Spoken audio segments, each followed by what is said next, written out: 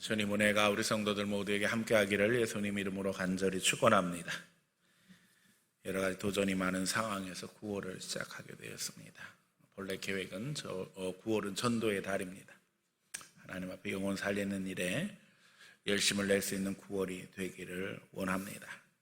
방역에 대한 고민이 계속되는 가운데 9월이 시작이 되었고, 또 정부에서는 추석 방역 대책을 내어놓은 상황입니다. 늘 보면 부족하고 답답하지요. 이랬다 저랬다 하는 그 모호한 기준들을 생각하면 좀 더 잘했으면 좋겠다 하는 아쉬움이 있습니다.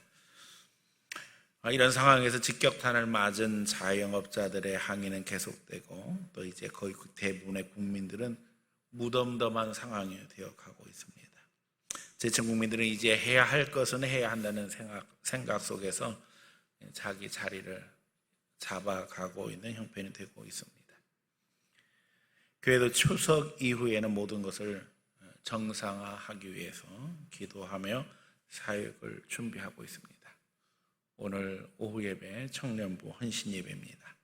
위해서 기도해 주시고 또 함께 참여해서 하나님 앞에 영광 돌릴 수 있고 우리 청년들 격려해 줄 수 있는 그 시간이 되기를 바랍니다. 또 9월 마지막 주 오후 예배 때는 몽골 선교사로 사역하는 청강매 목사님이 말씀 증거하기로 하셨고, 또 10월 첫 주에는 우리 중고등부 청년부 세미나가 준비되고 있습니다. 또 10월 중에 그동안 하지 못했던 주일학교 초청 행사도 다시 재개할 수 있도록 지금 준비하고 있습니다. 여러분 기도해 주시기 바랍니다. 도전은 이렇게 저렇게 많이 있습니다. 그러나 중요한 것은 영적으로 바로 세워지지 않는다면, 우리 한 사람 한 사람 하나님 앞에 바로 세워지지 않는다면 우리 상황은 정리될 수 없다는 것입니다. 모든 것을 다 코로나에 핑계대는 이 상황으로 우리가 계속 갈 수는 없지요. 중요한 것은 하나님의 역사는 오히려 최악의 상황에서 나타난다는 겁니다. 하나님은 그것을 통해서 하나님의 살아계심을 증거하십니다. 최악의 상황에서 최선의 역사를 이루시는 분이 하나님이시죠. 오늘 인간의 한계가 다 드러나고 있습니다. 코로나 사태를 통해서 하나님 없이 잘해볼 수 있다고 하는 인간들의 무신론적인 생각, 유물론적인 사고들이 적나라하게 그 한계를 드러내고 있습니다. 이제는 하나님 앞에 돌이킬 때입니다. 정신 차리고 하나님 앞에 나설 때가 되었습니다. 오늘 우리가 읽은 본문은 우리가 잘 아는 내용이지요. 전쟁으로 아람에 잡혀간 이스라엘 여자아이의 이야기가 나옵니다. 이 여자아이의 입장에서 볼 때 모든 것이 다 최악입니다. 전쟁이 일어났습니다. 그런데 그 전쟁에 끌려가는 상황이 되었어요. 부모의 이야기도 없고, 또 형제들의 이야기도 없고, 친구들의 이야기도 없습니다. 그야말로 답답하고 외롭고 슬픈,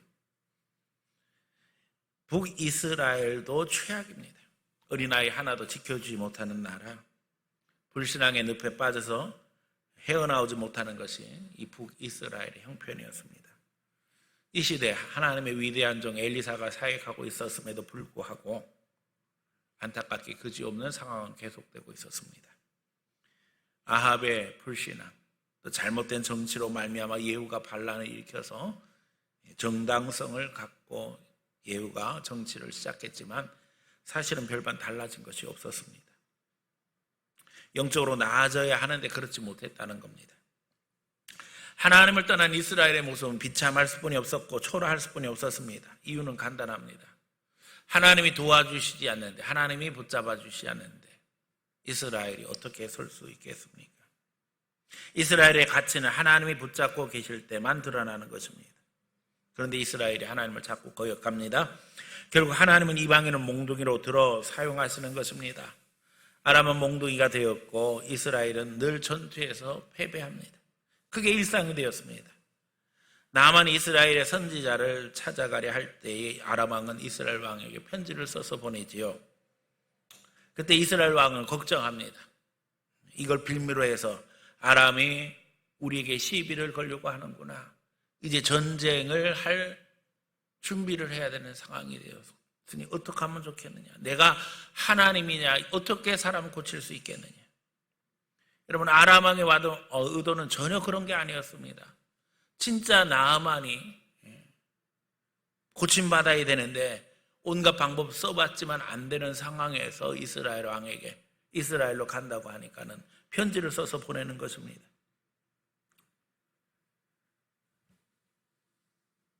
그것이 어떻게 생각하면 이스라엘 왕의 한계이고 또 형편이었던 겁니다.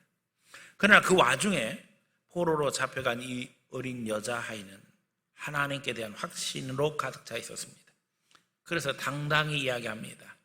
우리 주인이 이스라엘 선자에게 가면 고칠 수 있겠습니다. 하나님은 최악의 상황에서 최선의 역사를 이루십니다. 오늘도 그래서 우리가 당당하기 원하며 또 하나님의 말씀을 전하기를 원하고 계십니다. 하나님이 증거하기를 원하고 계십니다. 예수 그리스도를 높이며 그 가운데 믿음의 역사를 이루기를 원하십니다. 이 시간 우리는 부족하지만, 우리는 최악의 상황에 있지만, 그러나 우리를 통해 일하시는 선하신 하나님의 역사를 기대하며 말씀 증거하기 원합니다. 이 말씀 속에 여러분 심령 성령께서 강력히 역사하시기를 예수님 이름으로 간절히 축원합니다. 첫 번째, 자존감의 회복을 위해서 기도하자는 겁니다. 우리가 당당하지 않을 때 전도하기 쉽지 않습니다. 위기를 만났을 때 전도하기 쉽지 않습니다. 그러나 우리는 그 가운데 우리를 지키시고 사랑하시는 하나님을 믿어야 하며 또 그 가운데 우리가 감당해야 할 것들을 찾아야 합니다. 우리는 우리의 삶에 개입하시는 하나님을 믿기에 위기 속에서도 감사하며 그 가운데 돌파구를 찾게 되는 것입니다. 본문의 여자아이는 기가 막힌 상황을 만났습니다. 전쟁이 시작됐습니다. 어른들의 전쟁에 아이는 포로로 끌려오는 상황이 되었습니다. 본문에는 이 어린 아이의 부모의 이야기는 전혀 나오지 않습니다. 부모를 잊어버린 아이, 부모 없이 남의 나라에 포로로 끌려간 이 어린아이의 모습은 너무나도 기가 막힙니다. 본문의 상황으로 봐서 부모도 다 잃어버린 것 같습니다. 그렇지 않다면 이 어린아이가 자기 여주인에게 직접 말을 할 상황이 안 되겠지요. 그렇잖아요. 그런데 그 상황에서 이 어린아이가 당당하게 말합니다. 하나님을 믿기 때문입니다. 하나님이 선지자를 통해서 일하시는 것을 눈으로 보아서 알기 때문입니다. 귀로 들어서 알기 때문입니다. 그 아이가 비록 전쟁에서 포로가 되어 남의 나라에 와서 종로로 타는 신세가 되었어도 전능하신 하나님을 신뢰함으로 말미암아 당당하게 말할 수 있었던 것입니다. 세상 사람, 불신자들, 거듭나지 못한 영혼들은 어려운 상황에서 이 큰 개구리처럼 행동합니다. 초라해 보이지 않기 위해서, 그럴듯해 보이기 위해서 자기를 부풀리고 가장해서 사람들에게 떠들어댑니다. 그러나 사람들은 속지 않습니다. 그래서 더 초라하게 되고 외면당하게 되지요. 이것이 인간관계입니다. 오늘 우리가 우리를 이야기하려고 할 때 우리는 더 초라해질 수뿐이 없어요. 하나님이 이야기를 해야 됩니다. 하나님이 어떤 분이신가? 나는 약하고 나는 부족하고 나는 모자라도 우리가 섬기는 하나님은 이 절망적인 상황에서도 역사하시고 그 가운데서도 우리를 인도하십니다. 오늘도 우리를 통해 일하시는 성령을 신뢰하며 나를 보혈로 사신 하나님의 사랑을 믿어야만 합니다. 그리스도인들은 달라야만 합니다. 하나님을 신뢰함으로 말미암아, 하나님을 의지함으로 말미암아 하나님의 도우심을 구하며 그 가운데 인도하심 받아야만 합니다. 우리에게도 위기가 올 수 있습니다. 육신의 병이 생길 수도 있고 사업에 실패할 수도 있습니다. 다른 사람과의 관계에 문제가 생길 수도 있습니다. 사실 지금 코로나 사태를 당하면서 많은 부정적인 요소들이 우리를 위축되게 하고 있습니다. 더욱이 교회가 공격의 대상이 되는 가운데 신앙의 회의가 오기도 하고, 하나님이 살아계신다면 왜 이런 일이 일어날까 불신앙이 엄습해 오는 것이 우리 시대의 현실이 되고 말았습니다. 그러나 하나님의 큰 그림을 보시기 바랍니다. 여기 본문의 이 여자아이가 사람의 눈으로 보면 포로가 되고 종이 되었습니다. 그러나 영적인 눈으로 보면 하나님께서 아람 나라에 선교사로 파송하셨다는 겁니다. 이 여자아이의 사명 너무나도 분명해요. 아람 나라에서도 최고의 장수,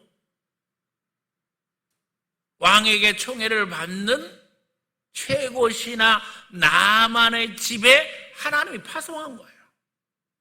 사람에게 방법으로 이스라엘 사람이 되어져 그 집에 들어가는 것이 가능하겠어요? 인간적인 방법으로는 안 됩니다. 그런데 하나님께서 그렇게 하신 거예요. 이게 영의 눈이 없으면, 영적인 시각이 없으면 그저 답답하고 안타깝고 절망적이죠. 그러나 영의 눈이 열려서 보면 이게 하나님의 역사구나, 하나님께서 계획하고 일하고 계시는구나, 그걸 깨닫게 된다니까요. 기독교 역사에 보면 모라비안들의 이야기가 나옵니다. 이 모라비안들은 신앙으로 해서 핍박당하며 그런 가운데도 선교의 열정을 다했던 믿음의 사람들이에요. 이 영성이 웨슬레를 변화시켰고 웨슬레가 변화되어서 결국 세계적인 선교사가 되잖아요. 이 모라비안들이 가정마다 가족을 선교사로 파송하는데요. 그때 그들의 다짐은 우리가 영혼을 살리는 일에는 종이 되어서라도 선교지에 가자.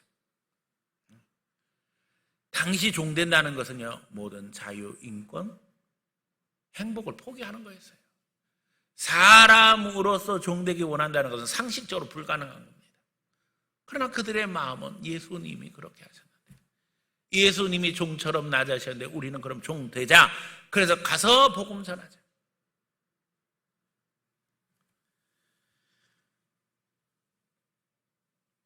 오늘 우리의 가치가 어디에 있습니까? 우리 그리스도인들은 하나님의 형상과 모양으로 창조된 존재며 예수님의 핏값으로 산 그리스도인입니다. 우리는 하나님의 자녀로 하나님의 기업이 되었으며 하나님의 기업을 상속으로 누리는 특권을 갖고 있습니다. 예수님께서 십자가의 죽으심으로 말미암아 죄와 사망의 권세에서 벗어나 주님의 자녀가 되고 주님의 것을 누리는 특권을 갖게 되었다는 겁니다. 그런데 왜 예수 믿는 우리들에게 위기가 있고 도전이 있고 시험이 있습니까? 오늘 우리에게 이런 도전이 있다면 하나님께 여쭤봐야만 합니다. 하나님, 도대체 왜 이런 일들이 우리에게 벌어지고 있습니까? 나를 사랑하신다고 하면서 왜 위기가 와서 나를 힘들게 하십니까? 우리 교회 사랑하신다고 하면서 왜 이런 코로나 사태가 와서 우리를 힘들게 하십니까? 여러분, 여기에 응답이 있어요. 두 번째, 하나님은 나를 통해서 일하신다는 거예요. 하나님은 오늘도 나를 통해서 일하기 원하신다는 거예요. 이 위기의 상황에서, 이 어려운 상황에서 이 어린 여자아이가 자기 주인에게 하나님을 소개합니다. 우리가 정리해보면 하나님은 이 여자아이를 통해서 나만을 치유하고 살리시려는 계획을 갖고 있었어요. 나만만 살리시는 것이 아니라 아람 나라 전체에 하나님의 살아계심을 보여주시려고 하는 놀라운 계획을 갖고 계셨어요. 전쟁만 하면 아람이 이기고 이스라엘이 지는 상황이에요. 그런 상황에서 하나님은 이 포로된 여자아이를 통해서 하나님의 살아계심을 증거하기 위해서 이 여자아이를 지금 아람 나라에 보내신 거예요. 놀라운 일이지요. 우리는 예루살렘에 올라가는 바울을 만류했던 성도들의 이야기를 잘 알고 있습니다. 바울이 예루살렘에 올라갈 때에 기도하는 사람들이 말합니다. 환난과 핍박이 있을 것입니다. 어떤 이는 바울의 띠를 갖다 놓고 이 띠 임자가 결박되어질 것이다. 핍박이 기다린다. 성도들은 올라가지 말라고 눈물을 흘리고 붙잡고 만류합니다. 그러나 바울은 예루살렘 향해 가는 길을 두려워하지 않습니다. 환난과 핍박이 있다고 하나 나는 내 목숨 두려워하지 않는다. 하나님의 큰 계획이 있었습니다. 바울이 예루살렘에 올라가서 환난 핍박당하고 투옥당하지만 하나님은 그것을 통해서 바울이 로마 황제에게 가는 길을 만드셔요. 억울한 누명 뒤집어 쓰고 고통당할 때에 바울이 가이사에게 상소하지요. 나는 로마 시민이니까 바울은 황제에게 가서 재판받겠다고 이야기합니다. 그래서 재판받으러 로마로 가요. 그러나 바울은 그게 재판받으러 가는 게 아니에요. 예수님 증거하러 가는 거예요. 사람의 눈으로 보면 재판정에 끌려가는 죄인입니다. 그러나 영의 눈으로 보면 하나님께서 군대를 동원해서 그를 보호하시고 그가 황제 앞에서 예수 그리스도를 증거할 수 있는 기회를 준비하시는 거예요. 오늘 우리가 영의 눈이 열려서 하나님이 일하시는 것을 본다면 위기의 상황 속에서 우리를 붙잡아주고 책임져주고 하나님의 일을 이루어 가시는 것을 보게 되어져요. 하나님은 바울을 위해서도 이 어린 소녀를 위해서도 꽃가마를 준비하지 않으셨어요. 우리는 때때로 착각하는 거예요.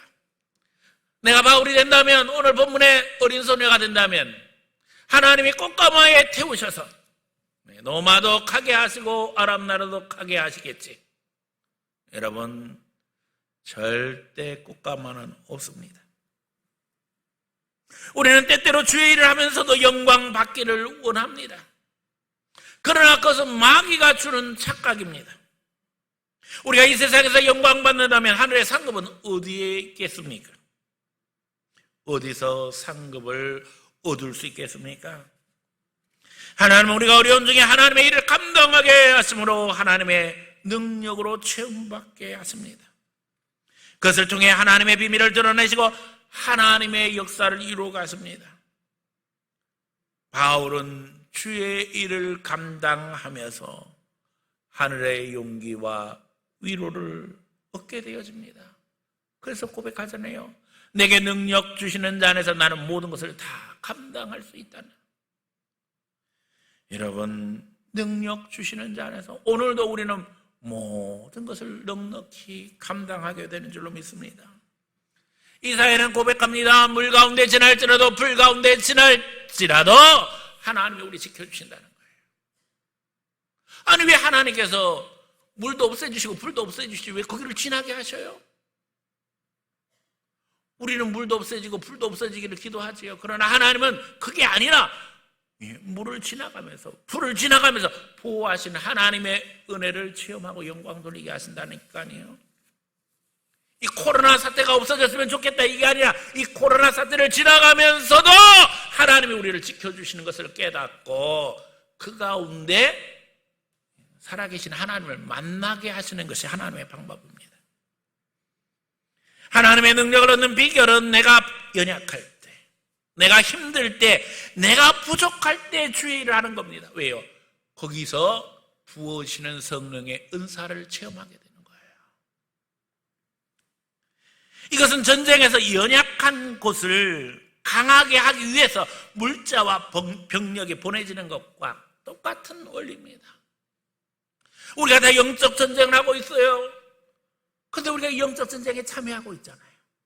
우리가 부족하고 연약하고 모자르면 어떻게 해요? 하나님이 공급해 주시는 거예요. 하나님의 능력으로.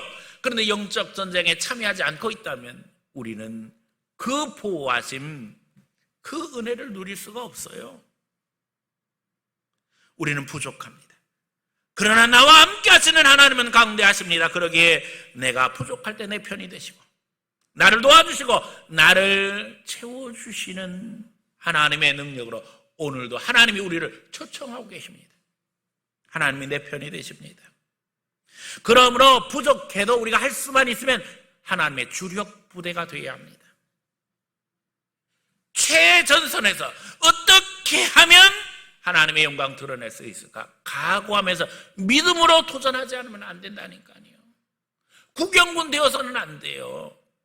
절대로 영적 전쟁에서 구경꾼에게 보급품이 주어지는 일은 없어요.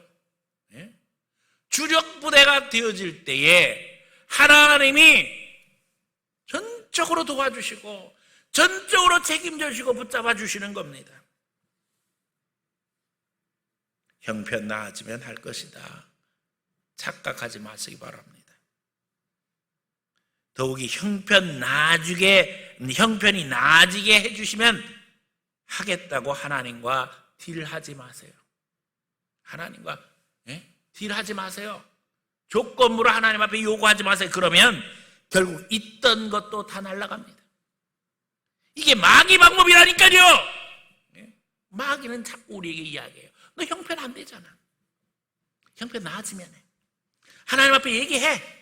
형편 나아지게 해주시면 할 거라고. 여러분, 하면 하나님께서 형편이 나아지게 해주시는 거예요. 왜요? 능력이 부어지니까. 그래서요, 내가 하나님의 나라와 의를 구하게 되면 나머지는 채워주시는 능력으로 다 감당하게 된다니까요.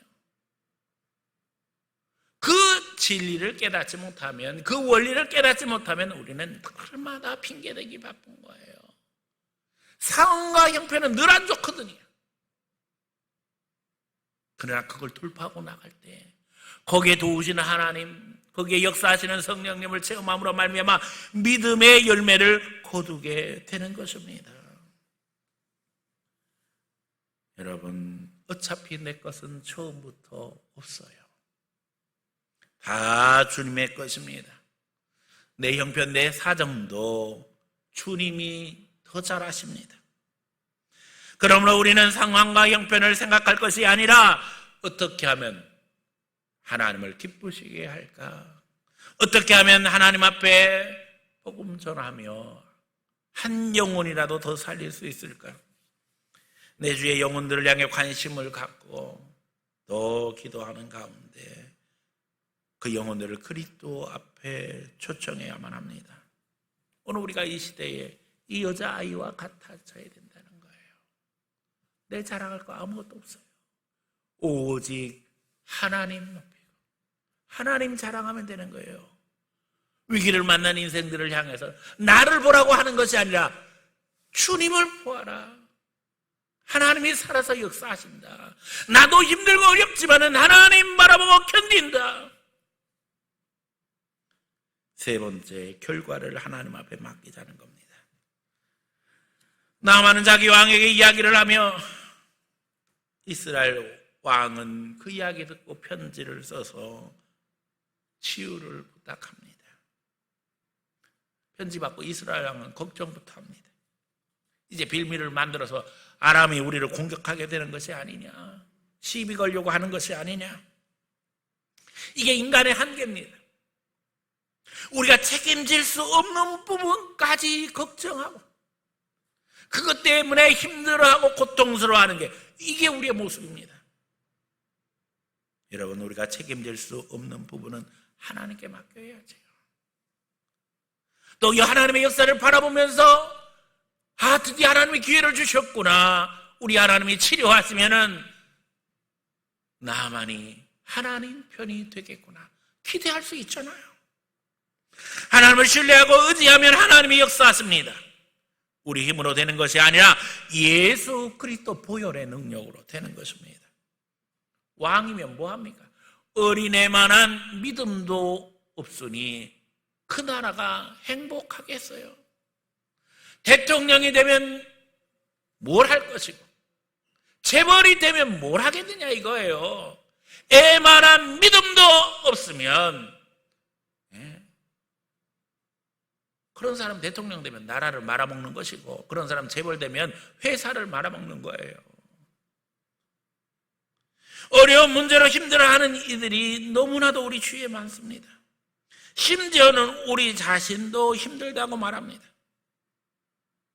그러나 오늘 우리가 하나님 앞에 믿음 없음을 회개하기 원합니다.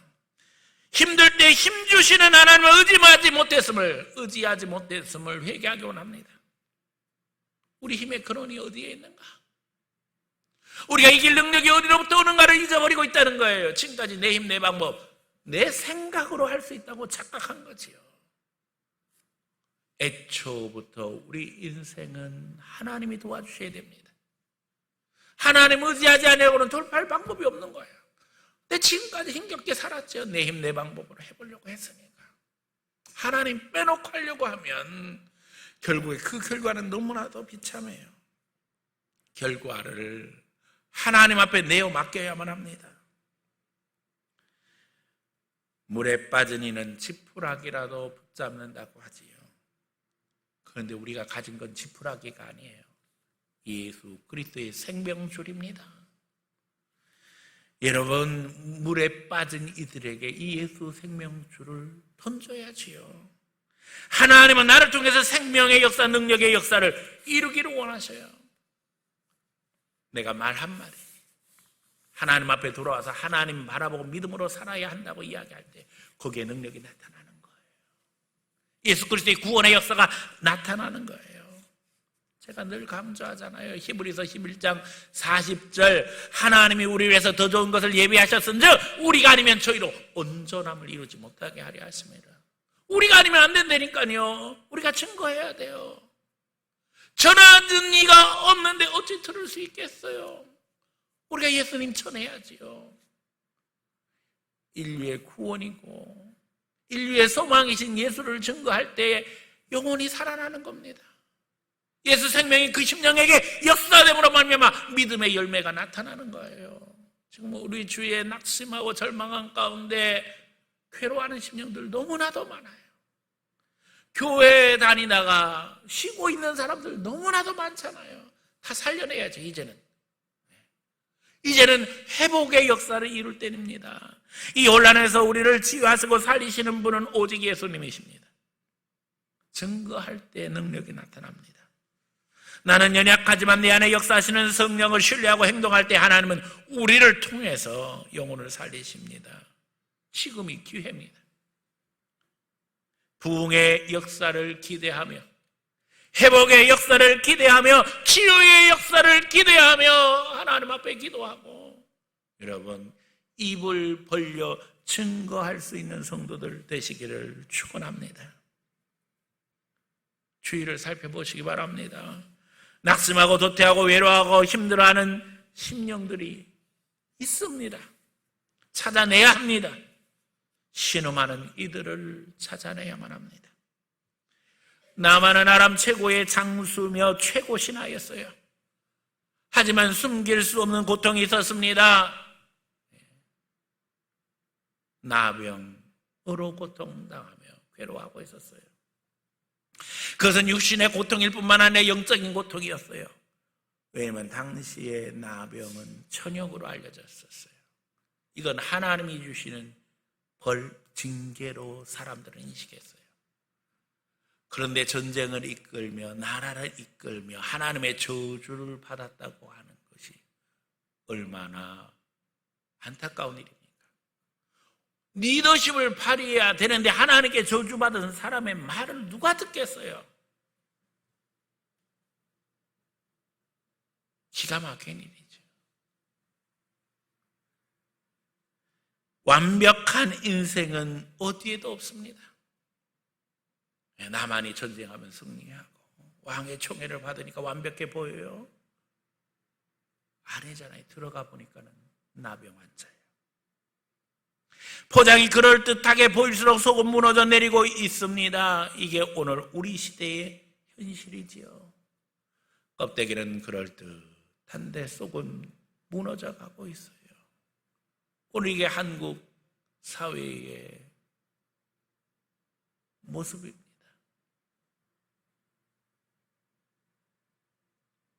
영의 눈으로 볼 수 있는 성도들 되시기를 축원합니다. 본문 뒤에는 하나님이 나만을 치유하시는 이야기가 나옵니다. 기적은 당연한 것입니다. 하나님의 손에 붙잡혀지면 문제는 해결됩니다. 하나님이 역사하시면 우리가 손을 떨지 않아도 하나님은 잠잠히 일을 이루어 가십니다. 저는 여기서 나만이 치유받고 난 후에 나만에게 복음 전했던 이 여자아이가 어떻게 되었을까 궁금합니다. 그런데 성경에는 기록되어 있지 않습니다. 왜요? 기록되어 있지 않아도 누구나 다 추측해 볼 수 있는 것은 분명한 해피엔딩이죠. 그렇잖아요? 나만이 고침받고 난 후에 집에 돌아가서 그 여자에게 무슨 말을 했을까요? 내가 너 때문에 고침받았다. 그 이야기를 나만의 아내가 들었을 때에 그 여자아이를 어떻게 대했을까요? 부모가 해줄 수 없고 자식이 해줄 수 없고 형제가 해줄 수 없는 걸 해준 거잖아요. 복음을 전해준 거예요. 복음을. 그래서 치유받게 되고 그래서 하나님을 만나게 되어지고 그래서 구원받게 되어지고 이게 믿음의 역사입니다. 너무나도 당연한 해피엔딩을 하나님은 최악의 상황에서 준비하고 계셨어요. 사람은 안 되고 못해도 하나님은 하십니다. 오늘도 살아서 역사하시는 주님의 명령 따라 복음 전하며 믿음의 역사 이루는 성도들 되시기를 축원합니다. 우리가 성령의 인도하심 따라 복음 전할 때 거기서 나를 도우시고 나를 통해서 일하시는 하나님의 역사를 눈으로 보게 되어집니다. 이제는 주신 능력 따라 인도하심 받으며 영원 사랑하는 간절한 마음을 하나님께 배워서 증거하며 실천하며 사랑하며 예수 보혈 감격 속에 살아가는 귀한 성도들 다 되어지기를 예수님 이름으로 간절히 축원합니다.